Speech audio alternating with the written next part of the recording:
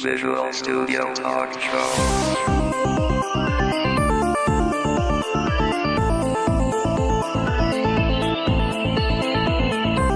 Visual Studio Talk Show est une présentation du groupe d'usagers Visual Studio de Montréal et de .NET Expertise. Visual Studio Talk Show. Bienvenue à une nouvelle émission du Visual Studio Talk Show, le podcast où on discute de construction de logiciels avec la plateforme Microsoft.net. Je m'appelle Mario Cardinal. Et je m'appelle Guy Barrette. Et notre invité aujourd'hui est Patrick Smakia. Bonjour. Bonjour Patrick, ça va bien? Très bien, très bien. Ouais, il faut peut-être expliquer à Mario dans quel contexte on est là aujourd'hui là. On est dans une chambre d'hôtel à Seattle. Non, c'est notre studio privé à Seattle. Ouais.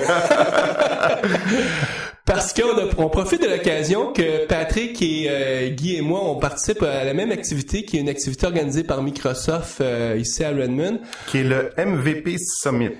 MVP voulant dire Most Valuable Professional. On peut peut-être expliquer c'est quoi un MVP, Mario? Essentiellement, c'est quelqu'un qui prend de son temps pour transférer des connaissances sur la plateforme Microsoft.net à la communauté. Et mais pas juste quelqu'un qui diffuse des contenus, mais aussi quelqu'un de crédible, quelqu'un qui dit des choses intelligentes habituellement. Donc, normalement, c'est un spécialiste dans un domaine.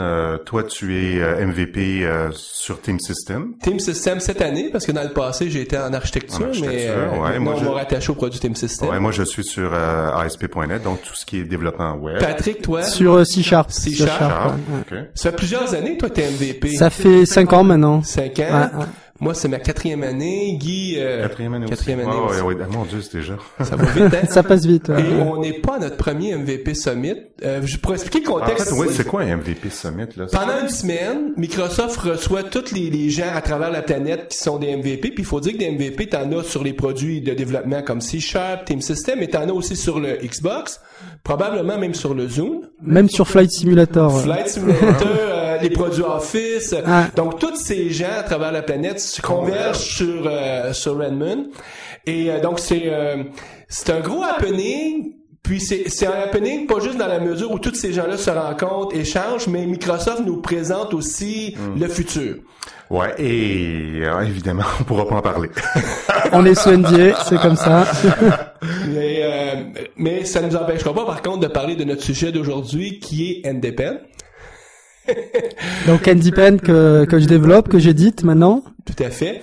Écoute, la formule, elle est simple. C'est que je vais présenter ta biographie juste pour aider nos auditeurs à te situer. Et ensuite, on fait une petite pause pour faire le pont. On revient pour parler vraiment du sujet à proprement parler.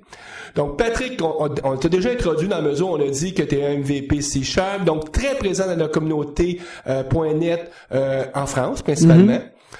Tu demeures dans le sud? Dans le sud, entre Monaco et Cannes, à Nice. Quel endroit triste. C'est bien, ça va. Pour développer, j'ai peur du principe que pour développer, on peut développer n'importe où, dès qu'on a un laptop. Combien de centimètres de neige cette année dans ce coin-ci? On a les Alpes à côté, mais on a 300 jours de soleil, alors ça va par an. Mais ça veut dire que souvent, quand tu regardes dans ta fenêtre, est-ce que tu as la vue sur une des baies de la Méditerranée? Non, mais j'ai une belle vue, Parce que bon, faut dire qu'on a eu un hiver pour nous au Québec assez dur. Ah oui, plus de 3 mètres de neige. Donc nous, tu sais, Monaco, Nice, ça nous fait rêver un peu. Ouais. Puis pour avoir fait des projets dans le passé avec dans le sud de la France, je peux savoir comment c'est bien. On peut pas dire que c'est un endroit plutôt plaisant pour vivre. Mais j'imagine tes interventions en France t'ont amené aussi probablement à faire des présentations sur Paris, sur des grandes villes. Oui, je me déplace assez souvent, je fais des présentations, je fais beaucoup de formations, enfin j'ai surtout fait beaucoup de formations, maintenant j'en fais un petit peu moins. Mon activité maintenant se concentre essentiellement sur NDPen. Par le passé, j'ai eu la chance donc d'écrire un livre en dès 2003 en fait, pratique de .NET et C#. Je crois qui a un best-seller français là, qui a bien marché dans tout le milieu francophone, je pense, qui a bien évangélisé, je crois, sur qui est un peu devenu la référence en fait. Microsoft France m'a beaucoup poussé sur ce projet, c'est très intéressant. Ça m'a permis de vraiment bien comprendre et connaître la plateforme .NET, de rencontrer beaucoup de gens intéressants. Et de venir en fait au projet Independent, puisqu'en faisant beaucoup de consulting, j'ai vraiment décelé un besoin sur un produit pour architecte en fait. Patrick, est-ce que tu es aussi impliqué parce qu'il y a une version anglophone de ton livre maintenant? Il y a une version anglophone, exactement. Est-ce que c'est toi aussi qui est derrière l'écriture de cette version? C'est un Canadien qui l'a traduit. Effectivement, Sébastien Saint-Laurent qui travaille à Microsoft d'ailleurs. Et voilà, malheureusement, elle a pas marché aussi fort que la version française, mais elle est là si vous voulez. Oui. Tout à fait. Donc, on est des auditeurs peut-être qui préfèrent lire en anglais, donc on pourra donner les deux liens. Donc, depuis plusieurs années, fortement impliqué dans la communauté, tu as ta propre boîte de consultation. Exactement, oui. Puis, c'est à travers toutes tes expériences de consultant que tu as vu le besoin pour le produit Independent. Exactement, ouais. Un besoin, en fait, de comprendre, en fait, ce qui se passe dans son code. Puisqu'en fait, je pars du principe que le code, c'est un objet extrêmement complexe, qui est extrêmement compliqué à comprendre. Et tous les gens, tels que les team leads, les architectes, je trouve que jusqu'ici, les gens sont un petit peu loin du code, en fait, parce que c'est trop complexe. C'est trop complexe de faire du code review, c'est trop complexe de voir ce qui se passe au jour le jour dans son projet.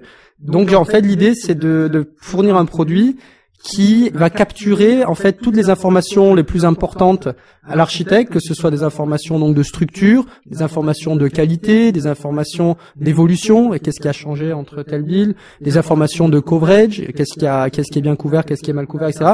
Donc de rassembler un maximum d'informations sur son projet, d'en faire la compilation et de pouvoir proposer, de pouvoir remonter ces informations à l'architecte et qu'il puisse en fait faire des requêtes sur ces informations et comprendre en fait ce qui se passe au travers de toute cette masse d'informations. Écoute, on aborde déjà la vue d'ensemble. Écoute, faisons le pont et on revient pour expliquer beaucoup plus en détail ce qu'est Independent. Très bien.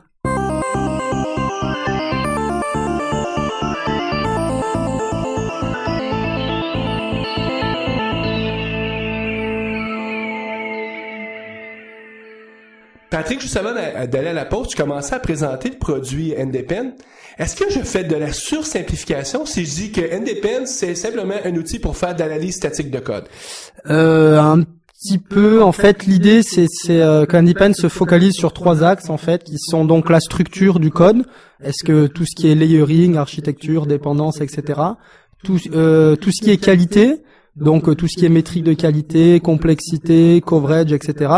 Et enfin tout ce qui est évolution du code, donc essentiellement comparaison entre 2 snapshots du code et voir qu'est-ce qui a changé entre 2 snapshots à 2 instants T. Donc tu as parlé de 3 axes. Structure. Qu'est-ce qu'on peut dire de plus détaillé sur la structure? Donc sur la structure, il y a plusieurs axes. En fait, l'idée c'est tout le monde connaît la notion de composant. Enfin, en fait, plutôt tout le monde parle de composant, mais finalement, pas grand monde arrive à définir qu'est-ce que c'est qu'un composant. Donc, on va un petit peu parler de ce sujet. Ensuite, pour faire une application correctement, l'idée, en fait, c'est simplement d'imbriquer ces composants de manière à ce qu'il n'y ait pas de cycle de dépendance, puisque s'il y a un cycle de dépendance entre composants, en fait, on a une espèce de super composant. Donc, ça, c'est le réel problème. Donc, comment définir ces composants? Comment empêcher les cycles de dépendance? Et enfin, on pourra parler de tout ce qui est coupling, comment définir le coupling entre 2 composants, aussi des notions d'encapsulation qui sont assez importantes, qui sont très reliées en fait à tout ce qui est dépendance. Donc on va parler de tous ces sujets. Donc tu parles de composantes. Qu'est-ce que tu entends par composante? Donc en fait, il faut définir physiquement qu'est-ce qu'un composant, et en faisant du consulting sur la quasi-totalité des projets que j'ai vus, c'est que Microsoft communique une information qui dit que composant égale assembly. Assembly qui est le résultat de la compilation d'un projet C# ou VB.NET. C'est l'unité de réutilisation. Exactement. Et en fait, les gens ont pris à la lettre ce mot. Et en fait, vous apercevez que dans un projet normal, vous vous retrouvez avec une solution avec peut-être 100 projets qui font 100 petits composants. Des composants avec peut-être 100 lignes de code ou 3 interfaces qui se baladent à droite à gauche. Parce que les gens ont pris à la lettre ce dogme, et en fait c'est assez problématique pour plusieurs points. Donc déjà c'est problématique parce que c'est une unité physique, alors que composant c'est plutôt quelque chose de logique. Donc première problématique, c'est des temps de compilation très élevés. On s'aperçoit que quand on a beaucoup de projets dans une solution, ça commence à prendre beaucoup de temps. Pourquoi ? Parce qu'en fait, les compilateurs ont été faits comme ça, qui prennent du temps pour créer les liens entre assemblées. C'est à ce moment-là que ça prend le plus de temps. Mais par contre, pour le faire, je peux vous garantir qu'un très gros projet, peut-être de 50 000 lignes de code C# se compile en 2-3 secondes, il n'y a aucun problème. Donc il y a vraiment un besoin de réunifier son code au travers de plus gros projets et moins de projets Visual Studio. Ça vient aussi probablement du fait que dans la philosophie Microsoft, l'autre unité d'organisation du code qui est les espaces de nom, les namespaces pour bien les nommer dans leur terminologie anglaise, Microsoft les ignore presque, ou en tout cas ne communique pas beaucoup dessus, parce que alors peut-être la raison c'est que dans les technologies précédentes peut-être qu'ils n'en ont pas assez, ils l'ont peut-être pas assez utilisé.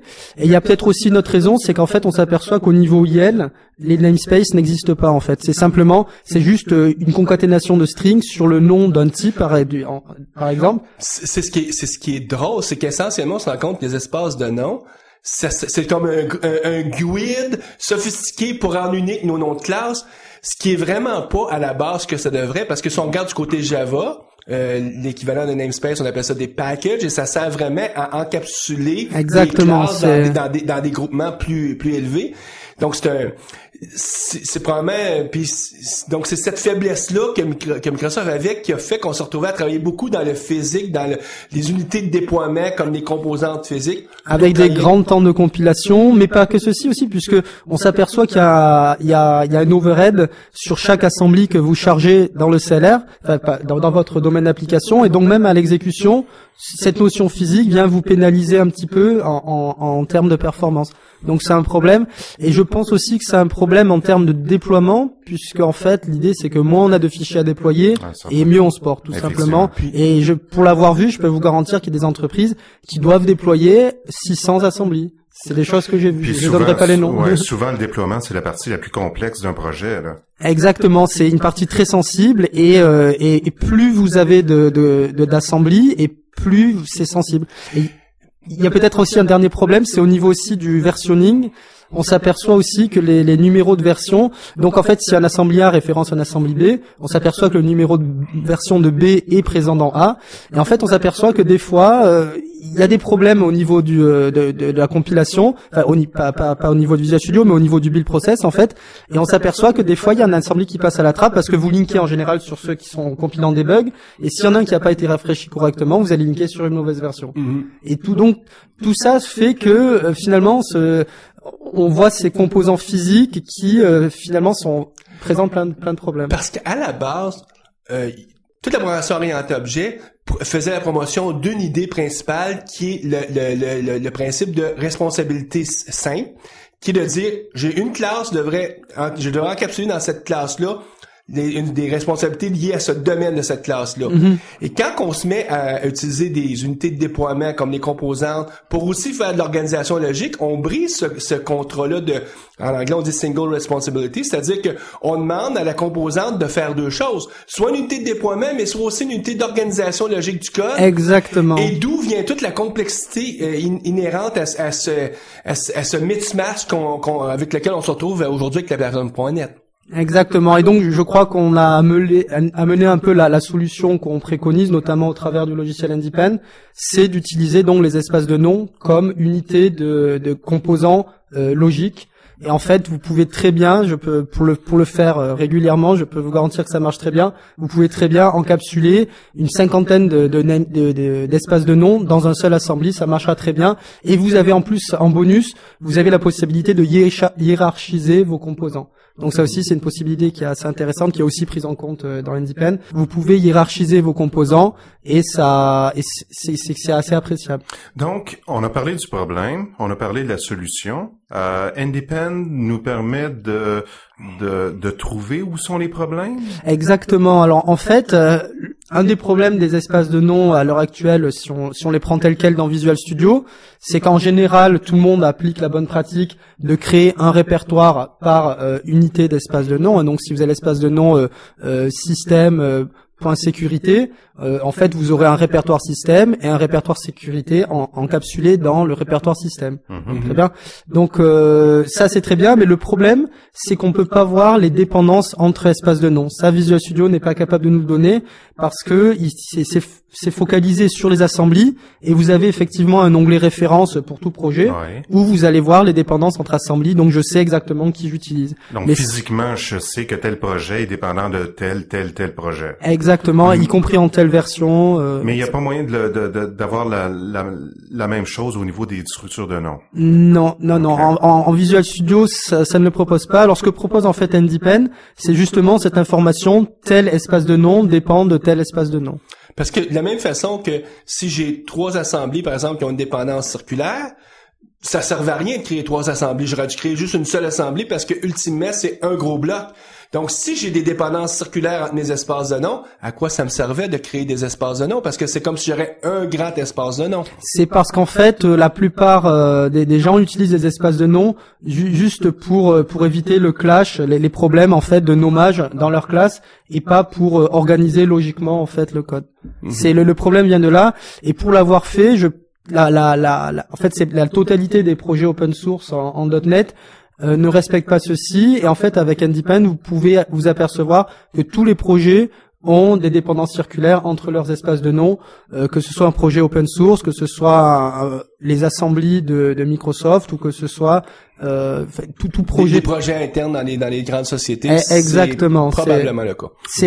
C'est vraiment le cas, oui. Donc NDPen va analyser, j'imagine, le code IL, le langage intermédiaire. Donc en fait, ça se passe. En fait, il suffit de fournir une liste d'assemblies. Donc il y a une interface graphique qui permet de glisser, déposer vos assemblies. Vous sélectionnez votre liste d'assemblies, vous appuyez sur Run. Et à la fin, vous avez votre analyse. Et en fait, vous avez une représentation visuelle de votre code. Et vous allez pouvoir vous servir de cette représentation. Alors, en ce qui concerne les dépendances, pour avoir à peu près regardé tout ce qui pouvait se faire en termes de représentation de dépendances, j'en suis venu à la conclusion que la meilleure représentation était la représentation matricielle, parce qu'on appelle donc des DSM qui sont très utilisés dans d'autres secteurs d'ingénierie, notamment tout ce qui est avionique, etc. Ils utilisent beaucoup les DSM. Donc c'est des choses qui viennent un peu à peu dans le logiciel. Et donc en fait, au travers d'une matrice, on peut représenter les dépendances assez simplement, puisqu'en fait, une colonne définit un élément du code, que ce soit un assembly, un namespace, un type ou même une méthode. C'est un point important que tu dis. C'est sûr qu'il y a une problématique avec les namespaces, mais ton produit ne se limite pas au namespace. Il touche tous les types de modules qui existent, donc tous les types d'éléments .NET, que ce soit du code, une classe, une composante, assemblies, un namespace. Même Ultimate est capable de montrer les dépendances au niveau des fonctions, donc des méthodes. Exactement. On peut par exemple voir quels sont les espaces de nom utilisés par une méthode ou quels sont les types utilisés par un assembly. On peut voir ce genre de choses. Oui. Je sais, moi, comme architecte, la première fois que j'ai lancé ton produit, que j'ai regardé un code que théoriquement je maîtrisais, c'était une surprise, parce que ça donne tellement un point de vue nouveau, une capacité d'enlever justement cette complexité inhérente et d'arriver à l'essentiel, de voir vraiment où sont les dépendances. C'est un regard rafraîchissant. En tout cas, ton produit est vraiment le premier réflexe, c'est comme wow. C'est vraiment puis tous les architectes que je connais, c'était en tout cas dans la dernière année, c'était tout le monde. Est-ce que tu as regardé NDPen? Puis non. Mais dans Node, essaie le produit. Puis là, il nous revenait. Wow! Parce que c'était vraiment le premier. Merci, ça fait plaisir. Alors aussi dans la matrice, en fait, il y a quelque chose de très utile. Donc il n'y a pas que les dépendances, il y a aussi la représentation des cycles, puisque en fait, comme on l'a dit précédemment, c'est bien là le problème, c'est que du moment que vous avez des cycles entre vos composants, que ce soit espace de nom ou assembly, mais bon en général on va dire c'est vos espaces de nom. Si vous avez des cycles entre vos espaces de nom, vous avez un gros problème, puisqu'en fait vous êtes incapable de tester, d'isoler une partie de votre code donc défini par un namespace, parce que il est ce qu'on appelle en anglais entanglé, peut-être en français empégué, peut-être en canadien vous avez un autre mot. Poigné ensemble. Ouais. Tout poigné. c'est cogné peut-être. Ils sont trop empégés en fait. Vos espèces de noms sont empégés.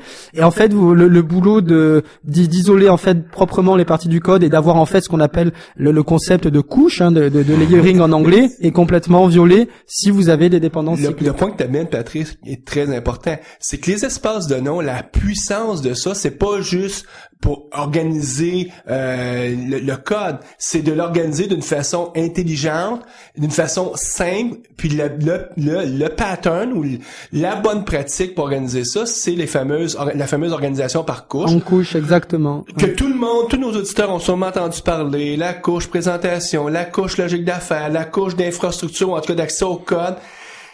Tellement que même les gens sont un peu blasés, genre ouais, on sait bien, mais qu'est-ce que ça donne? Mais en réalité, si on pourrait parler de décompilation du code ou de reverse engineering en anglais. Si on prend une base de code, on s'aperçoit que malheureusement c'est pas le cas. Rien qui est découpé en couches. Exactement. Tout. Tu prenais le terme redis-moi donc le mot français que toi tu prenais empégé.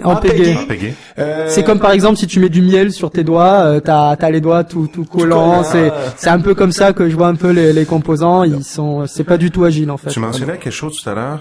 Le fait d'avoir des métriques comme ça permettrait de voir peut-être des problèmes au niveau de testabilité au niveau du code. Oh oui, complètement, oui, puisque si vous avez des composants, donc si vous avez des cycles de codépendance entre composants, vous êtes incapable de tester un composant sans tester en fait tous ceux qui font partie de ce cycle. Donc ça me permet de cibler le code peut-être qui serait pas nécessairement testable du moins facilement et de pouvoir faire du refactoring puis de séparer finalement en plus petits éléments. Exactement, c'est exactement ça. Oui, c'est vraiment simplifier le code et surtout aussi le garder simple, puisqu'une fois qu'on a fait le boulot de simplification, il faut le garder simple. Alors il y a quand même une bonne nouvelle, c'est que là aussi je me suis aperçu en faisant pas mal d'essais, c'est que on s'aperçoit en fait que quand il y a une violation quand il y a un cycle quand il y a une violation des couches, on s'aperçoit qu'en fait les développeurs ont toujours ou les architectes ont toujours en tête une idée de qu'est-ce qui est plus haut niveau qu'un autre. Alors par exemple, je prends un exemple très concret. Si vous regardez MS Core Lib, les dépendances internes à MS Core Lib, vous apercevez que System utilise System Threading, mais vous apercevez que System Threading utilise aussi System. Alors finalement, qu'est-ce qui serait plus haut niveau que System? Qu'est-ce qui serait au niveau? Donc on s'aperçoit que dans ce cas précis, en fait, NDPen est capable de nous dire que System est plus bas niveau que System Threading. Et en fait, idéalement, System ne devrait pas dépendre de System.threading. Si les gens de Microsoft décident de penser qu'un espace de nom est un namespace bien dans leur propre framework. Et en fait, on s'aperçoit que il y a beaucoup plus de dépendance de threading vers système que l'inverse.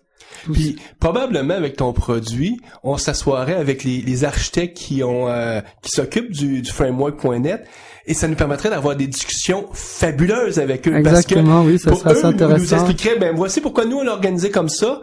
Puis probablement que même eux reconnaîtraient, dire ouais, savez-vous, on s'est peut-être fourvoyé à cet endroit, ou peut-être qu'ils suggéraient, je rediviserais mes classes puis créer peut-être séparer avec des nouveaux espaces. J'ai eu cette discussion avec plusieurs de leurs ingénieurs, c'était très intéressant, mais ils restent sur leur position que un espace de nom, en fait, dans ce cas précis, pour tout ce qui est MS Core Lib, bon, c'est vrai que MS Core Lib c'est peut-être pas le meilleur exemple parce que c'est quelque chose qui est tellement bas niveau et tellement complexe, mais c'est vrai qu'en l'occurrence, il reste sur la position de dire que nous on utilise l'espace de nom pour présenter notre framework à nos utilisateurs.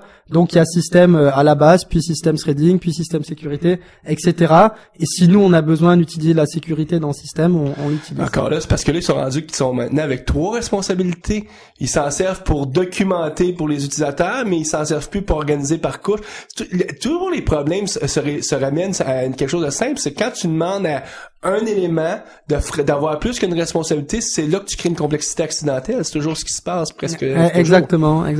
On parle de structure. Un élément important de la structure, c'est tout le couplage entre les fameuses composantes ou espaces de nom. Est-ce qu'NDPen nous offre aussi des fonctionnalités à ce niveau-là? Alors en fait, effectivement, couplage, de même que composant ou couche, c'est des mots qu'on entend toujours dans le développement logiciel.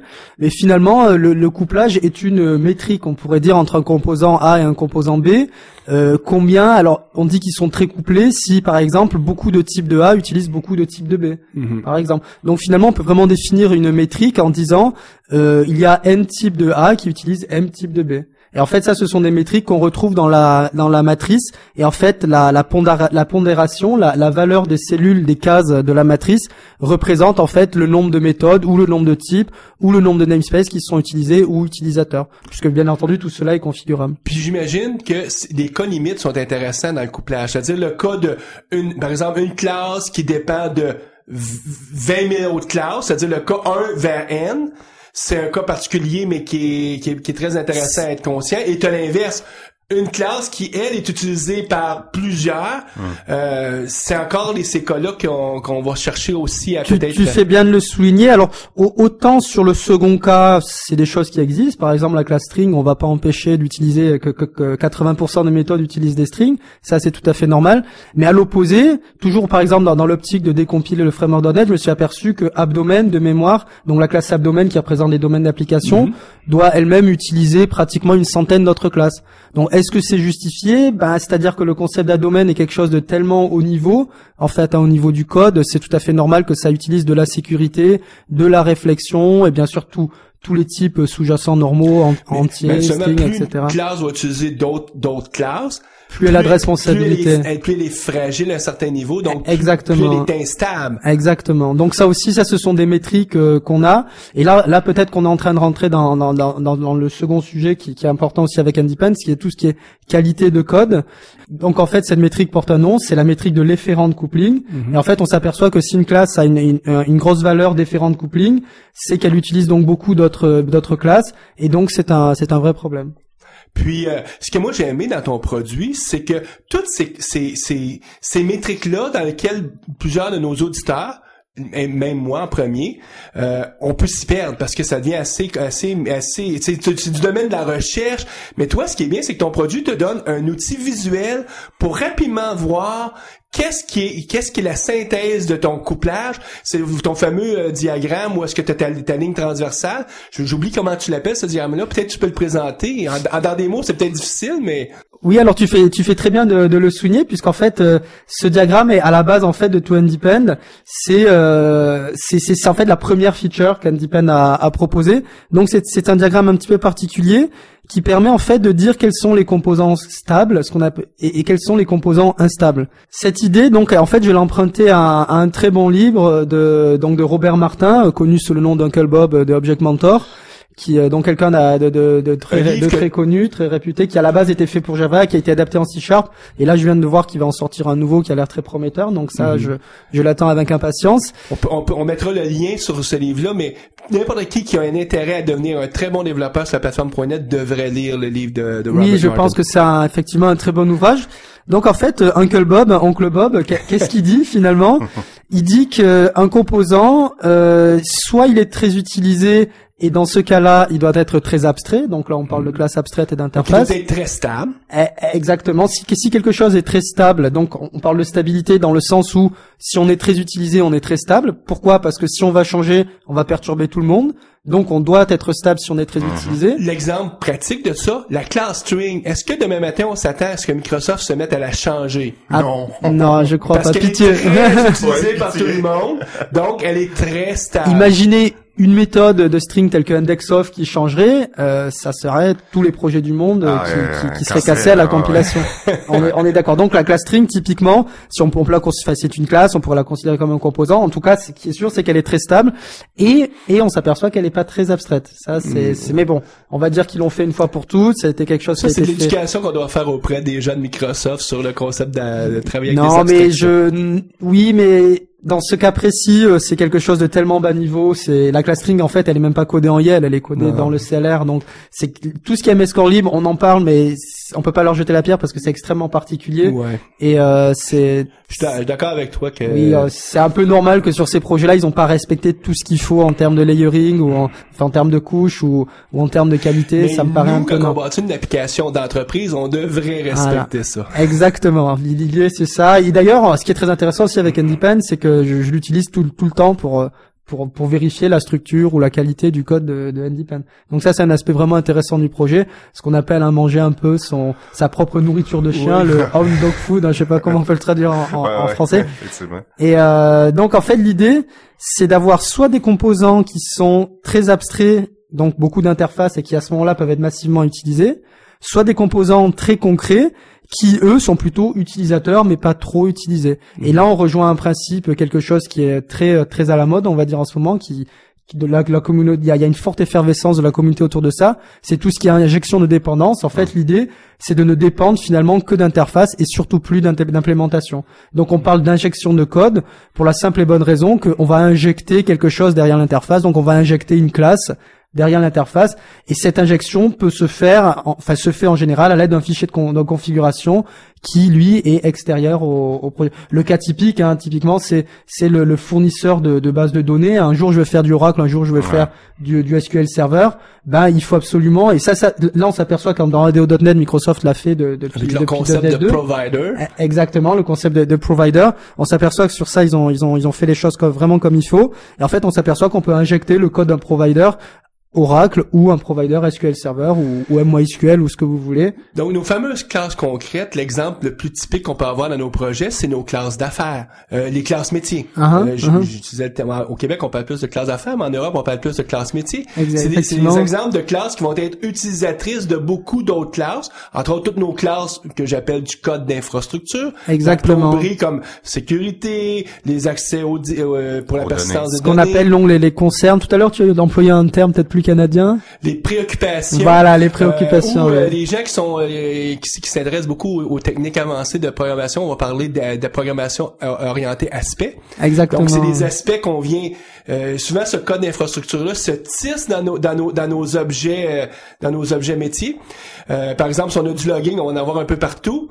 Puis essentiellement, on voudrait peut-être pas être dépendant de tous nos objets logging. On voudrait essayer de se découpler de ça au maximum. Et le logging, c'est une chose, mais le plus souvent, c'est surtout la base de données qui pose des problèmes. On s'aperçoit que toutes nos classes métiers commencent à être dépendantes de la base de données, ce qui est vraiment le cas d'école de la chose à pas faire. Alors allez vite regarder votre code pour voir si c'est le cas.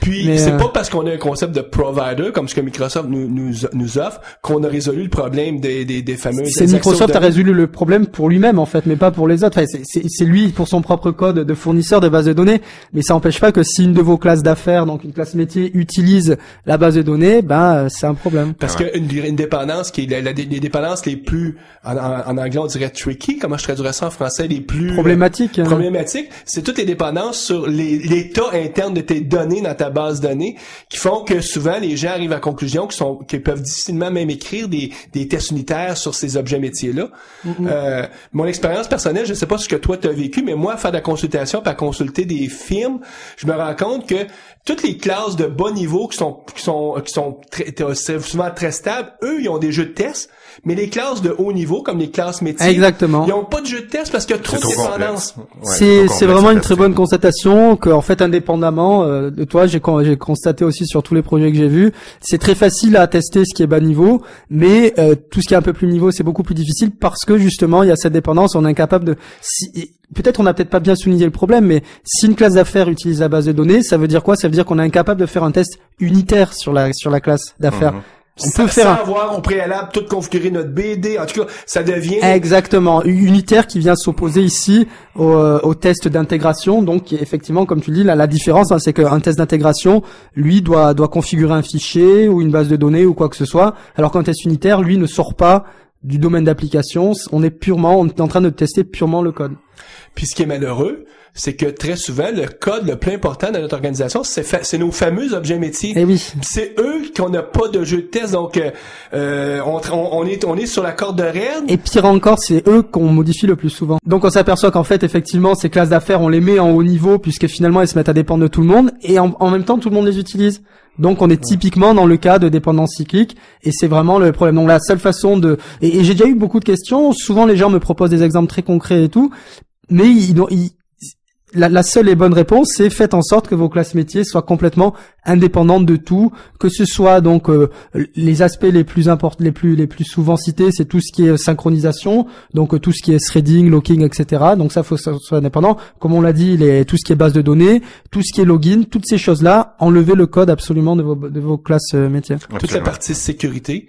Toute la partie sécurité, effectivement. Quand pour être capable de rouler, il faut que tu t'attaches toute ton infrastructure de sécurité dans ton entreprise. Et ce qui est très très sympa aussi, c'est que cette simple règle, peut-être on n'avait pas dit ce mot aussi, de levelisation, hein, c'est-à-dire mettre un level, c'est-à-dire un niveau à chaque partie nous, de au Québec, son code. on dirait la nivellation. La nivellation, oui, c'est vrai, ça, c'est pas quelque chose d'utilisé en français, mais on peut tout à fait utiliser ça. On a fait un mot. Parce qu'avec la neige, souvent, on va niveler la neige. Effectivement, on toute la neige et on met le niveau. Ah, c'est vrai que j'ai pas beaucoup de neige, donc. Mais vous pourriez niveler du sable sur les plages. Ah, d'égaler. Ouais. Et ce qui est intéressant, c'est que donc cette simple règle, qui est vraiment très simple, hein, il y a plein d'algorithmes qui permettent de détecter des dépendances. Et NDPAN le fait pour vous aussi. Donc c'est un algorithme vraiment très simple. À chaque fois que vous allez construire un nouveau composant, vous allez vous dire qui va utiliser, qui l'utilise, à quel niveau il doit se retrouver, et est-ce que ça crée un cycle ou non. Et donc ça doit pas en créer. Et donc cette simple règle permet finalement de vous guider à n'importe quel moment de votre projet. Ça permet de vous guider et toujours d'avancer dans le bon sens. Patrick, on a parlé que NDPAN nous aide beaucoup pour analyser la structure de notre code, nous aide parce qu'il nous fournit un paquet de métriques de qualité. On n'a pas cité tout l'ensemble des métriques. Il y en a des classiques comme par exemple tout ce qui touche la complexité. Ligne de code, complexité, donc la fameuse complexité cyclomatique, hein, en gros le nombre de if, while, for, case, exactement. Donc concrètement, ça se traduit par ces mots-clés. En fait, la vraie définition, c'est le nombre de chemins possibles qu'un thread peut emprunter dans votre méthode. Et, hormis exception, c'est des choses qui rentrent pas dans la complexité. Donc plus c'est complexe, moins c'est testable, aussi plus complexe à tester. Et effectivement, puisque si vous avez une complexité cyclomatique de n, bah logiquement vous devrez avoir n tests pour tout couvrir. Une des choses que j'aime de ton produit, c'est que tu as la complexité cyclomatique sur le IL. C'est-à-dire que tu deviens indépendant du langage, parce que dans les équipes, de plus en plus, on voit des équipes qui sont multi-langages. Il y a des équipes qui vont prendre C# parce que c'est le meilleur langage pour résoudre un problème, mais mettons une équipe qui aurait beaucoup de XML pourrait peut-être décider d'aller vers le langage VB parce que le langage VB va supporter très bien l'XML, en tout cas dans les versions ultérieures. Plus tard, il y a des gens qui vont peut-être développer avec les langages dynamiques, on pense à Aaron Ruby. Donc, le fait de tout ramener sur une unité comme le IS, c'est très puissant. Et effectivement, en fait, NDPAN est capable d'envisager 80%, voire 90% des informations récupérées par NDPAN se font sur le YEL. Donc ça, c'est très intéressant puisque notamment, c'est pour ça qu'on parlait du framework .NET tout à l'heure, ça permet d'avoir 90% des informations d'architecture ou de qualité sur le framework sans avoir les codes sources. Hein, bon, c'est vrai que maintenant ils viennent de les donner, il faudrait tout télécharger, etc. Mais on peut avoir la plupart des informations sont indépendantes du code source. Alors en fait, il va quand même, et ce qui est intéressant aussi, c'est que donc il y a 10% d'informations qu'il va récupérer dans le code source. Donc ils sont notamment le nombre de lignes de code. Alors, plus exactement, cette métrique-là va être inférée des fichiers PDB, donc les fichiers qui font le lien entre le code source et l'IL. Donc en fait, le nombre de lignes de code, c'est simple. La définition, c'est le nombre de sequence points. En français des points de séquence. Donc un sequence point, c'est quoi? Vous les utilisez toute la journée. C'est ce que vous utilisez quand vous utilisez la touche F9 de Visual Studio pour souligner une partie du code sur lequel le thread doit s'arrêter. À ce moment-là, ce qui a été souligné en bordeaux, en rouge foncé, ça c'est un sequence point. Donc NDPAN va tout simplement compter le nombre de sequence points et vous traduire ça en termes de nombre de lignes de code. Donc déjà, ce qui est intéressant, donc il faut avoir les PDB. Hein. Par exemple, on les a pas pour MS Core Lib, donc on peut pas inférer le nombre de lignes de code pour MS Core Lib, mais pour tous les projets où vous avez les PDB, vous pouvez l'inférer. On peut quand même l'inférer avec la règle simple, hein, dont je me suis aperçu. On a un ratio d'environ 5 à 6 entre nombre de lignes de code et YEL. Hein. C'est une règle, c'est sûr qu'on peut la mettre en défaut très facilement, mais en général, entre un sequence point et un YEL, vous avez à peu près un ratio de 5 à 6, donc vous avez à peu près 6 fois plus d'YEL, bien sûr. Parce que où je veux t'amener avec mes questions? Moi, l'intérêt qu'on a avec le... Et sinon, du code source, donc Independ remonte aussi au code source à partir des PDB et infère encore 2 métriques qui sont le nombre le pourcentage de commentaires ou le nombre de lignes de commentaires, qui est aussi assez important dans la qualité. Si vous considérez il y a 2 écoles, hein. Après, donc, quelle que soit l'école, vous pouvez faire, soit vous allez regarder s'il y a peu de commentaires, soit vous allez regarder s'il y en a beaucoup. Et aussi, qui peut inférer la complexité cyclomatique à partir du code source. Donc là, c'est simplement, il va compter le nombre de case, switch, for, if, else, etc. On parle de testabilité puis d'avoir des métriques au niveau de nos projets, de notre code. Est-ce qu'il y a moyen d'automatiser, je sais pas si on a un serveur de compilation, c'est un build server, est-ce qu'il y a moyen d'automatiser Independ pour obtenir ces métriques? C'est un aspect très important du produit. Donc effectivement, on a parlé qu'il y a une interface, donc ce qu'on appelle Visual Independ. Donc il y a une interface graphique qui permet donc d'aller voir toutes ces informations, de les récupérer, etc. Mais à côté de ça, le produit s'intègre aussi donc dans votre serveur de build et permet de vous produire un rapport consultable donc par que vous êtes un team leader, un manager. Puis c'est là que moi, tu sais, tu dis il y a des visualisateurs. Le jour où j'ai pris conscience que tous les visualisateurs, ça repose sur un langage de query. Effectivement, oui. Et que le langage de query, il est disponible et que tu peux bâtir tes queries et ensuite tes queries les attacher à ton build. Le jour où tu prends conscience de ça, c'est là que tu vois toute la puissance d'Independ parce que... Attends un petit peu là, tu dis qu'il y a un langage de query dans Independ. Oui, en fait, effectivement, c'est un peu la moelle épinière du produit puisque c'est quelque chose qui est omniprésent. C'est ce qu'on appelle le CQL, Code Query Language, en analogie avec SQL, qui permet de vous faire des queries sur votre code de la même manière que, par exemple, SQL vous permet d'aller requêter une base de données. Donc un exemple concret. Qu'est-ce que l'exemple le plus bateau, par exemple, si tu veux savoir quelles sont les méthodes les plus complexes de ton code, tu n'as qu'à écrire select méthode order by cyclomatic complexity descendant.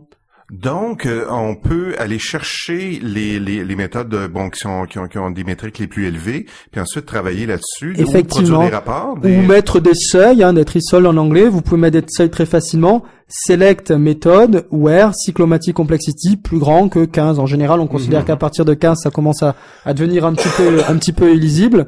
Vous pouvez donc faire des queries pour avoir les méthodes qui ne satisfont pas à vos propres critères. Si vous décidez que la complexité à partir de 10 c'est un problème, vous écrivez à la même query avec 10. Et en fait, devant, vous mettez simplement le petit préfixe warn if count plus grand que 0. Très concrètement en français, avertis-moi si tu trouves une méthode dont la complexité cyclomatique est plus grande que 10. Là, moi, c'est là où j'ai fait wow, parce que tu as pris le concept de query, de select, et en ajoutant le warn if, tu transformes les queries en contraintes. Exact, en règles, en contraintes, effectivement. Ou règles, et c'est ces règles-là que tu vas maintenant imbriquer avec ton build server. Effectivement.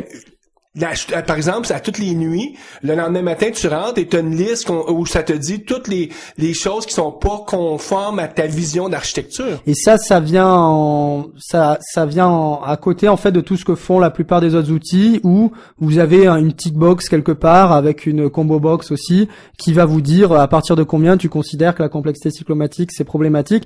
Là, je pense que c'est beaucoup plus puissant puisque si on parlait que de la complexité, effectivement, une combo box ça irait. Mais ce qui est intéressant, c'est que les requêtes peuvent se faire sur tout un tas de choses. Alors je vais vous donner quelque chose intéressant. Par exemple, il y a des métriques de coverage, de couverture de code qui sont extraites à partir de Ncover ou qui sont extraites à partir de Visual Studio. Independ supporte les deux technologies de couverture de code. Et par exemple, vous pouvez très bien écrire quelque chose qui dit toutes les classes qui ont tel attribut doivent être couvertes à 100%. Par exemple, vous pouvez fournir ça. Ou alors, sélectionne-moi les classes qui ne sont pas couvertes à 100%. Toutes les classes qui sont dans tel espace de nom, je veux qu'ils soient couvertes à 100%. Effectivement. Alors, très concrètement, ça se traduirait par one if count greater than 0, in select types, in namespace, ton namespace, where percentage coverage plus petit que 100, et voilà. Et là, tu as ta règle. Mais là, il y a des auditeurs qui nous écoutent, disent, ben là, c'est un autre langage, faut que j'apprenne. Puis encore là, la magie de ton produit, c'est que tu nous offres un simili IntelliSense pour bâtir ces queries-là. Oui, on a rajouté le concept d'IntelliSense puisqu'on était bien conscient dès le départ que si on ajoute un langage, il faut vraiment que le seuil, la courbe d'apprentissage soit learning curve, soit vraiment la plus rapide possible. Et je pense que non seulement tu as cette facilité d'intelligence, et aussi tout au travers du produit, tu as toujours la possibilité de générer une requête ou une contrainte. Par exemple, je prends l'exemple très concret sur la matrice. Quand tu sélectionnes une cellule de la matrice, donc qui représente une dépendance, tu peux dire j'interdis à cette dépendance d'exister. Donc typiquement, on parlait tout à l'heure des classes affaires et de la base de données. Tu vas interdire la dépendance entre les classes affaires et la base de données. Tu sélectionnes la cellule qui correspond à cette dépendance et tu dis je ne veux pas qu'elle apparaisse. Et après, ça se traduira concrètement par avertis-moi si tu vas trouver des classes qui sont dans l'espace de nom de tes classes affaires, ok, qui utilisent la base de données. L'avantage, c'est que c'est tellement flexible. T'es pas limité à un certain nombre de règles qui sont déjà pré-bâties dans effectivement, un produit. le maître mot est la flexibilité. Moi, quand j'ai vu ça, mon premier réflexe, c'est voici ce qu'aurait dû être FXCOP.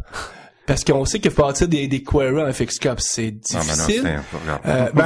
Mais ça serait réduire ton produit là, comparé à FXCOP, mais on s'entend que tout ce qu'on fait avec FXCOP, on peut le faire avec NDPen. Oui, par exemple. Presque tout. Il y a certaines, mais oui, effectivement, comme on s'intéresse à quelques nuances, mais le fait que vous supportez des expressions régulières, oui. Donc tu peux vraiment te servir de ça pour bâtir toutes tes règles de nommage, les mettre en force. C'est-à-dire que tu veux, par exemple, que toutes les interfaces commencent avec un I majuscule, ben là, tu vas littéralement te faire une contrainte qui va t'avertir dès que quelqu'un... Des contraintes de convention de nommage. Là, oui, si on veut faire ça avec FXCOP, là, c'est complexe, là, ça a aucun bon sens, là. Avec NDPen, en une journée, t'es capable de parce qu'habituellement, les conventions de nommage, on s'assure que ce soit pas trop complexe. Ouais. Donc, t'es capable de bâtir ta vingtaine de quelques requêtes. Expressions régulières, et c'est bon, dans la machine. Sélectionne-moi les types qui sont des interfaces et qui ne commencent pas par I. Donc, qui ne commence pas par I est une expression régulière.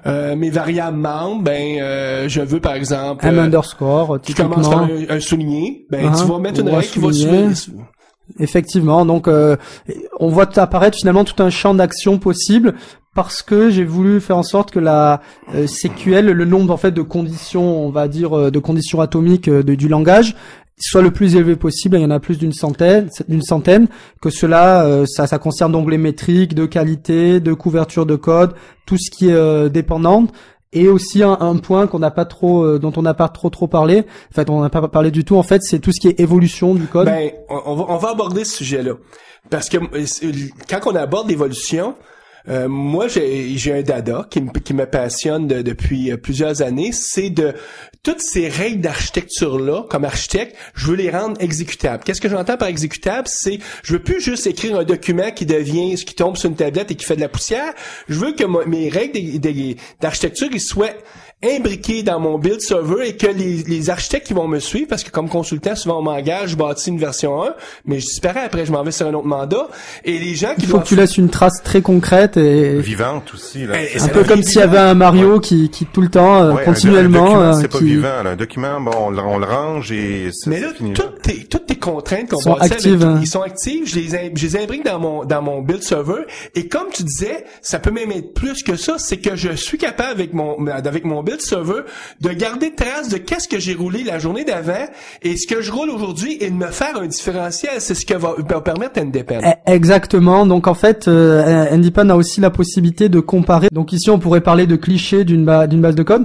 Donc en fait, les clichés sont sauvés sur votre disque dur, dans des fichiers relativement petits. Et en fait, vous pouvez vous apercevoir que vous pouvez sélectionner 2 clichés à 2 instanciés différents et aller voir le différentiel. Et là aussi, SQL, le langage SQL joue un rôle majeur, puisque par exemple, vous pouvez écrire, une fois que vous avez chargé vos 2 clichés, vous pouvez écrire très simplement, sélectionne-moi les méthodes où le code a changé, code was changed, par exemple, ou sélectionne-moi les types dont la visibilité a changé.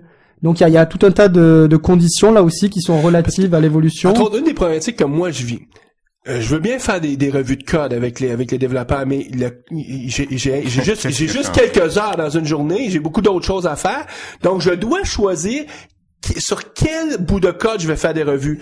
Avec ton produit, je suis capable de focaliser sur le code, par exemple, où est-ce que la complexité est plus élevée et tout, puis là, dire, c'est avec tel développeur aujourd'hui que je vais faire une revue de code, parce que ça va être là que ça va être le plus payant, parce que c'est là probablement que je vais trouver le plus de problématiques. Puis, entre autres, en même temps, les revues de code, c'est un exercice de formation. C'est pas juste un exercice pour assurer la qualité. Donc, je vais aussi former mes développeurs qui ont le plus à gagner à améliorer leur qualité de code. Et effectivement, et tout cela, en fait, c'est très simple. Tu prends le cliché à l'instant T où là, tu sais que à partir de là, tu vas dire, je veux que la qualité soit importante à partir de là. Et tu vas dire, par exemple, sélectionne-moi toutes les méthodes qui ont été ajoutées ou qui ont changé depuis cette date-là et qui ont une complexité qui va pas. Parce que à ce moment-là, tu peux très facilement reprendre ton produit, les équipes qui font de la maintenance de code. Ton produit, ça devient un incontournable parce que ça te permet tellement. De la même façon qu'on dit, si vous faites la maintenance de code, vous devriez avoir des jeux de tests unitaires parce que c'est ça qui va être votre filet pour valider que vous tombez pas dans des problématiques. Mais ton produit devient un filet aussi de protection. C'est un peu des tests unitaires finalement sur la structure, la qualité, l'évolution, puisqu'on peut aussi écrire des requêtes par exemple de cassage d'API, un API breaking change. On peut très facilement demander les méthodes qui étaient publiques et qui ne le sont plus par exemple. On peut demander ce genre de choses. Parce qu'on obtient des métriques qui sont impossibles d'avoir autrement. Donc une vision sur le changement. Donc c'est plus juste une vision parce que originalement ton produit c'est je vais donner une vision sur ta complexité. Là toi tu dis je vais te donner plus, je vais te donner aussi une vision sur ce qui change. Ce qui change. Ça devient Et c'est intéressant par exemple aussi une contrainte vraiment importante, sélectionne-moi ce qui a changé et qui est pas couvert à 100%. Ça fait partie des règles agiles. Sélectionne-moi toutes les interfaces publiques qui ont changé parce que tu sais que les interfaces publiques, ça va casser quelque chose qui devrait être très stable. Effectivement. Donc si on les change, tu veux voir les impacts que ça a sur ceux qui les utilisent. Effectivement, tout à fait. Ça fait combien d'années que tu travailles sur ce produit-là? Donc en fait, à la base, comme j'ai dit tout à l'heure, c'est à partir des métriques d'Oncle Bob. J'ai commencé un peu à jouer ça pour avoir une petite moulinette sur les projets clients. Donc j'étais chez des clients et je voulais un petit peu avoir une vue un peu globale de tout ça. Ça a commencé par un petit projet finalement. Voilà, en avril 2004, vraiment un petit projet, ça m'avait même pas pris 2 jours et j'avais mes petites métriques et je pouvais voir un peu tout ça. Puis petit à petit, j'ai ajouté des métriques, le produit a séduit des utilisateurs, puis de plus en plus. Puis donc moi forcément je mettais plus de développement dedans. Puis au bout d'un moment, je pense il fallait que je me mette à plein temps dessus puisque je trouvais que le produit était très intéressant et je pense que c'est toujours intéressant de commencer quelque chose par soi-même. Donc à partir d'un moment, j'ai pris la décision de commercialiser les produits pour pouvoir payer le développement et fournir plus de qualité aux utilisateurs. Mais là moi je suis très curieux. Donc tu travailles sur un produit, mais tu as trouvé moyen d'écrire un livre un livre important sur C# 2.0, un livre que tu as écrit dans la même période de temps.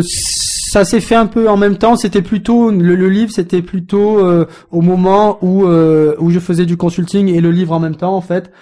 C'est là j'ai une période où j'ai beaucoup travaillé puisque j'ai toujours considéré qu'écrire un livre c'était quelque chose d'extrêmement important. Donc j'ai vraiment pris le projet à cœur et donc ça a été une période où j'ai beaucoup travaillé et en fait Handypan est plutôt arrivé juste après le livre en fait, quand vraiment j'avais une très bonne connaissance de la plateforme puisque j'avais vraiment voulu que le livre aille vraiment dans les tréfonds de la plateforme et aille vous enseigner pas seulement le langage la syntaxe du langage mais aussi tout ce qui qu'est-ce que c'est qu'un CLR, quels sont les frameworks qui sont proposés, le pourquoi des choses. L'intention, je pense que c'est quelque chose qui manque souvent dans les livres techniques.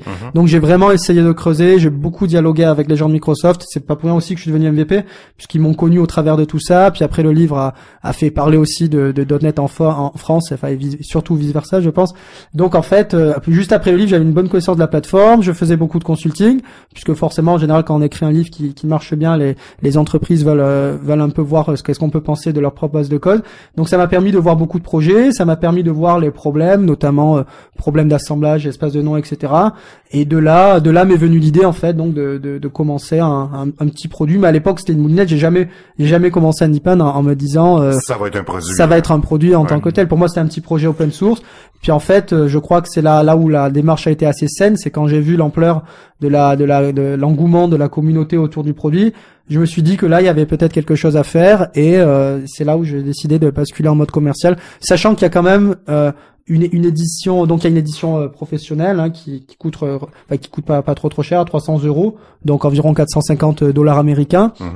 La licence avec un prix qui décroît en fonction du nombre de licences achetées. Mais il y a aussi ce que j'appelle la version trial ou communauté, qui a quand même beaucoup de fonctionnalités. Bon, vous pouvez pas sauver vos contraintes. Il y a des fonctionnalités qui sont pas là, de couverture de code, etc. C'est pas là. Tu peux pas, avec cette version-là, faire de l'architecture exécutable, par exemple. Effectivement, on peut pas faire des contraintes actives, ce genre de choses. Mais ça nous permet de tester, de voir un peu le produit, de le connaître, et puis de toute façon, les gens en général jouent le jeu, et en général, ils ont le besoin des features qui manquent, et c'est là où ils vont acheter. Et aussi, je tiens à souligner aussi, si vous êtes un étudiant, si vous êtes en PhD, si vous êtes un projet open source, n'hésitez pas à me contacter. En général, je donne les licences, je demande juste en général un petit peu de buzz autour du produit, pourquoi on l'utilise, qu'est-ce qu'il nous apporte, etc. Donc là aussi, j'essaye d'avoir un échange assez sain avec la communauté, puisque je sais bien, je vais surtout pas faire payer un projet open source. D'ailleurs, moi-même, j'utilise des projets open source tels que Mono, puisque j'utilise beaucoup Mono.cecil pour tout ce qui est extraction d'IL. Donc, il faut absolument encourager tous ces projets, et c'est ma petite façon à moi d'essayer de les encourager. Mais on n'a pas besoin d'avoir 50 licences là, dans une équipe de développement. Là. Bah ça dépend en fait qui on est. C'est sûr que c'est plutôt des licences pour tout ce qui est architecte, team lead. Alors je peux pas vraiment dévoiler tout ce que sera le futur du produit, mais c'est clair que de plus en plus ça va prendre une orientation développeur, avec justement la remontée des problématiques au moment où le code est développé, ce genre de choses. Donc ça c'est des choses qui vont arriver dans les prochains mois et dans les prochaines années. Mais pour l'instant c'est vrai que c'est plutôt un produit pour architecte, pour team lead, pour chef de projet. Et puis surtout aussi pour consultant en fait, le consultant qui achète sa licence et qui va d'entreprise en entreprise analyser le code. Je pense que j'ai beaucoup toutes les entreprises de consultants m'ont acheté des licences plus ou moins, parce que ces gens-là ont vraiment besoin en 2 ou 3 jours de se faire une idée du projet, de se faire une idée de ce qui va pas. Et malheureusement, jusqu'ici, elles avaient que le code review. Ouais. Maintenant, elles ont un outil qui permet justement d'aller voir les problèmes et de remonter les problèmes immédiatement. On est appelé en tant qu'expert à regarder des projets, le code source, puis d'émettre des opinions. Effectivement. Permettre d'émettre des meilleures opinions finalement, parce qu'on a plus de métriques là. On a plus d'informations, et puis surtout c'est plus, en fait, avant en faisant les codes review, on s'aperçoit qu'on perdait un temps énorme à aller chercher ce qui était important dans le code en tant que qualité, structure, etc. Maintenant, ces choses-là sont remontées, donc on perd plus, je dirais 80-90% du temps à aller regarder le code. On a directement ce qui nous intéresse en tant qu'architecte, en tant que consultant. Patrick, on arrive vers la fin de l'émission. Moi, je m'en voudrais de pas lire. On a reçu des questions de nos auditeurs. Il y a quelques mois, on a commencé à donner la chance à nos auditeurs de nous envoyer des questions. Puis on a reçu pour toi 2 questions. Bonjour. Donc une question de Jean-Pierre Plana, je pense. Donc voici ce qu'il dit. Il dit voilà un petit moment que je voulais vous écrire pour vous féliciter et vous remercier pour vos podcasts. Je suis un ancien développeur Delphi en cours de reconversion sur .NET depuis 3 mois. Vos podcasts m'aident beaucoup, blablabla. Ce qui m'a fini par me décider à vous écrire, c'est que j'ai vu que vous alliez recevoir Patrick Smakia. En effet, il a écrit un premier livre, Net et C#, qu'il a récemment mis à jour, Net 2.0 et C# 2.0. J'ai lu les deux. Donc lui, il a pas lu le premier, il a lu les deux. Et pour l'instant, il dit il s'agit des meilleurs bouquins en .NET que j'ai pu lire en français. La version 2 du livre avait été profondément remaniée, ajout, suppression de chapitres entiers. Beaucoup de travail, effectivement. J'aurais presque tendance à dire que je suis heureux d'avoir lu les 2 bouquins. Bref, voici ma question. Est-ce que prévoit-il une version Net 3.5 et C# 3.0 de son livre, et si oui, dans quelle fenêtre de temps peut-on voir ce livre apparaître? Alors la réponse est oui, en fait. Donc avec Aurélie, on prépare effectivement une version avec .NET 3.5 et C# 3, qui comme on le sait tous, sont depuis quelques mois vraiment une avancée majeure pour tous ceux qui développent en .NET, très appréciable. Donc effectivement, le livre est en préparation. Donc si je m'en occupe pas personnellement sur la rédaction, par contre j'ai l'occasion d'aider, de relire, je fais partie donc des relecteurs, puis et surtout je fais vraiment attention que tout va bien. Donc Aurélie est en train de préparer ce livre. Alors pour la date de sortie, c'est un petit peu difficile pour l'instant. Avant la fin de l'année, ça c'est certain. Avant la fin de l'été, certainement. OK. Donc, on remercie Jean-Pierre de nous avoir écrit. On a aussi une autre question de Karel Sainte-Marie qui, lui, nous demande est-il possible d'utiliser NDEPN avec du code? Puis il nous donne en exemple Workflow Foundation. Je pense que la réponse... à partir du moment où vous avez un assembly.NET IL avec qui contient de l'IL, à partir de là, comme on sait bien que les assemblées contiennent énormément d'informations, NDPen est là pour analyser les assemblées, quels qu'ils soient. Donc, à partir du moment où vous pouvez le compiler en IL, ça va marcher. Puis la suite de cette question est plus intéressante. Il dit où est-ce possible d'utiliser NDPen à partir de Windows PowerShell? Non, c'est quelque chose qu'on m'a demandé et que je ferai certainement dans le futur. En fait, l'idée c'est simplement de pouvoir exporter donc sa query SQL et de pouvoir l'écrire dans un shell quelconque, PowerShell ou autre. Ok, je vois. Je comprenais pas. Moi, je comprenais pas la question. Pourquoi utiliser NDPen via PowerShell? Mais oui, on pourrait utiliser. En fait, écrire des requêtes directement dans PowerShell. Et effectivement, donc ça c'est en préparation. Ça fait partie justement de l'idée, puisque ce langage de requête, on a vu que c'était très bien pour faire tout ce qui est tout ce qui est contraintes et règles, etc. Mais c'est aussi très bien au moment de l'utiliser. Et moi-même, quand je développe mon code, j'utilise beaucoup. C'est très bien d'utiliser au moment où on développe. Et donc c'est là où ça va le produit va toucher de plus en plus les développeurs. Ou au moment où ils codent, ils vont pouvoir faire des requêtes. Tiens, là je vais changer cette classe. Avant d'aller changer cette classe, je vais être sûr de voir qui c'est qui m'utilise. Alors effectivement, ça c'est des choses que vous avez dans Visual Studio. Mais par exemple, qui c'est qui m'utilise récursivement. Donc qui c'est qui m'utilise et puis qui c'est qui m'utilise indirectement. Donc qui sait surtout avec dans le futur, il va y avoir de plus en plus d'injections de dépendance. Donc si ton Effectivement. produit c'est travailler avec des injections de dépendance, ce que malheureusement Ça fait partie très souvent, des les choses produits aussi Microsoft, qui vont- ils sont complètement agnostiques de ce côté-là. Donc si toi ton produit ça va venir, je pense. Enfin, pour les produits Microsoft, je parle. c'est clair que ça va venir Et- parce que on essaie nous les MVP de leur de faire la Ouais, promotion ouais. de ces approches-là. Déjà, ils ont pris en compte tout ce qui est test. Déjà, ça c'est très bien. Tout à fait. Écoute, on te remercie, Patrick. Peut-être en terminant, est-ce que tu as un blog? On va Sur mettre le Code lien. Better, oui. Un blog fort intéressant. Est-ce que tu as c'est sûr que tu fais un produit fabuleux NDPen, tu as un livre qui est significatif en tout cas pour les développeurs.net, mais est-ce qu'il y a autre chose que tu aimerais recommander à nos auditeurs? Oui, donc à Paris, si vous avez la chance de pouvoir être dans cette ville cet été, donc le 2 et le 3 juillet, Octo organise les universités des systèmes d'information. Je pense que ça sera une conférence éminemment intéressante où il y aura des gens très intéressants qui vont venir même hors de l'informatique. Avant qu'on commence l'entrevue, on s'est rendu compte que tous les trois, nous allons participer à cette activité Absolument. d'Octo. Je sais, toi, Patrick, que tu vas parler. Dans le cas d'Octo, tu ne traiteras pas vraiment de la version .NET de NDPen, mais de ce qui s'en vient du côté Java, si je me trompe. Effectivement, puisqu'en fait, Octo a les deux faces, les deux facettes. Ils font beaucoup d'architecture sur .NET et ils font beaucoup d'architecture sur Java. Et en fait, ils ont détecté un gros besoin d'un tel produit sur Java, et ils sont donc en train de réaliser une version de NDPen qu'on va appeler XDPen, donc pour Java, dont une version professionnelle devrait voir le jour à l'automne, et vraisemblablement pas mal de bêta avant la version professionnelle.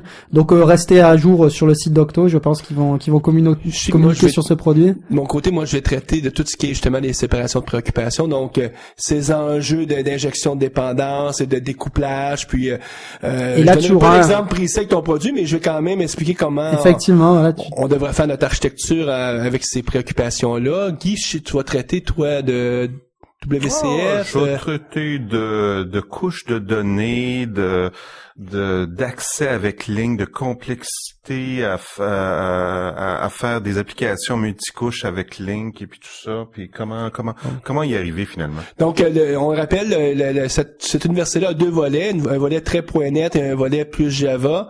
Et pour ceux qui ont la chance d'être dans la région parisienne cet été, c'est probablement une l'occasion de venir nous rencontrer. Ben oui, pourquoi pas. Écoute, on te remercie avec plaisir, encore. merci à vous. Ouais, ça a été très agréable.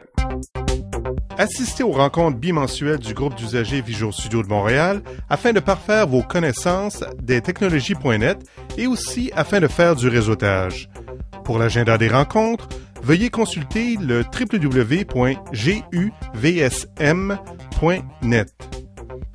.NET Expertise est un réseau de consultants indépendants et experts dans les technologies .NET de Microsoft. N'hésitez pas à contacter un de nos consultants experts en visitant le www.net-expertise.com.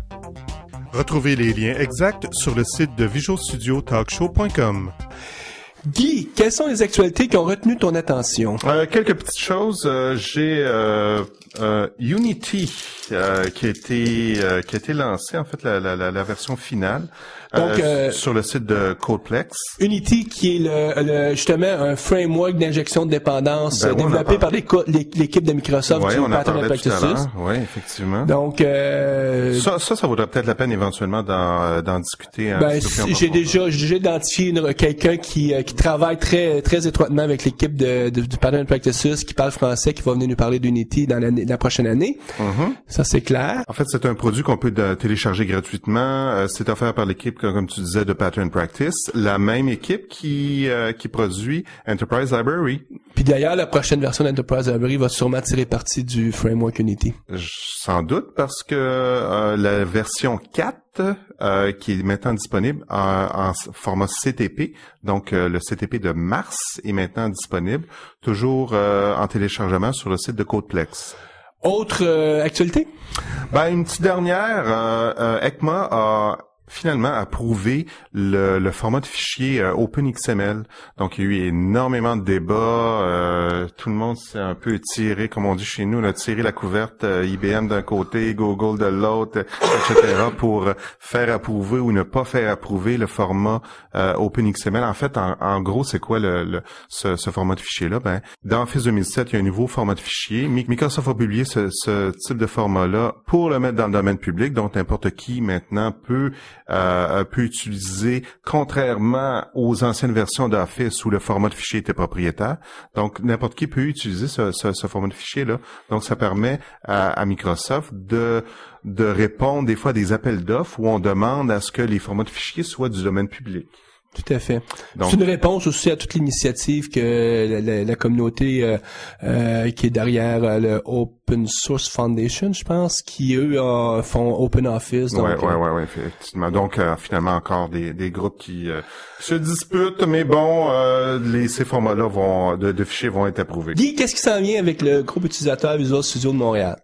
Hey, grosse nouveauté au groupe d'utilisateurs Visual Studio Montréal, Mario. On lance un nouveau groupe d'intérêt. Oui, sur Team System. Ben oui.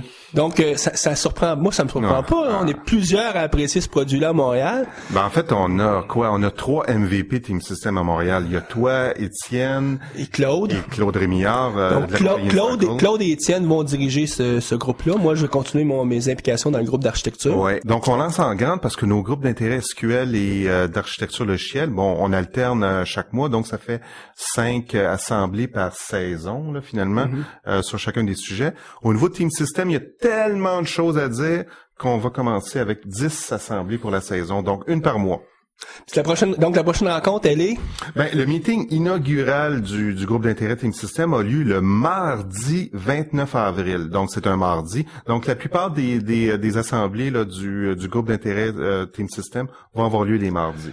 Puis après ça, on reçoit Stephen Forte. Oui, Stephen Forte, qui est le Regional Director à New York, va venir de New York pour nous parler de Database Design Patterns. Et puis, par la suite, on a Dominique Sévigny, qui va nous parler des extensions ASP.NET 3.5. Ça, c'est le mardi le 20 mai. Puis Stephen Forte, c'est un lundi. Ah oui, j'ai pas mentionné, mais merci Mario. Lundi le 5 mai. Donc, écoute, c'est un rendez-vous qu'on donne à la communauté montréalaise. Nous, Patrick, on te remercie encore une fois. On va te souhaiter un bon summit. Oui, merci beaucoup et merci de m'offrir une tribune pour un peu communiquer. Puis, nous, écoute, juste pour la petite histoire, on enregistre cette émission-là à 8h le matin parce qu'on est tous sur le décalage horaire. Complètement. Moi, 9h, hein. Toi, 9h, donc, toi, il est comme la fin de l'après-midi. Ouais, il est déjà l'heure du midi. Donc, puis ça nous permet justement de garder du temps pour le reste des activités qu'il y a durant le summit, puis d'enregistrer. Donc, ça s'annonce fort intéressant. Ouais. On pourra pas tout communiquer, mais on pourra rien communiquer. Rien communiquer même, mais non, il y a certaines choses, j'ai vu, ils ont déjà commencé. Ouais, okay. Mais ça s'annonce très très intéressant pour l'avenir. Donc nous, on donne un rendez-vous à nos auditeurs pour dans 2 semaines. On va traiter d'un sujet de nouveauté, un langage qui s'appelle T-Sharp avec Ludovic Dubois. Qu'on a déjà eu comme oui, qui nous a fait beaucoup d'émissions sur les mock-objets. Donc T-Sharp, juste pour ton bénéfice, Patrick, c'est un nouveau langage de test qui intègre les frameworks de test unit et tous les frameworks de mocking, et mais sous forme de langage. Donc, Si je me souviens, Ludovic nous en avait glissé un petit mot à l'époque. Oui, donc c'est une invitation parce que c'est aussi quelque chose qui va peut-être avoir un impact intéressant sur le développement.net dans le futur. Donc, Prochain rendez-vous. Donc d'ici là, bonne programmation. Au revoir. Au revoir.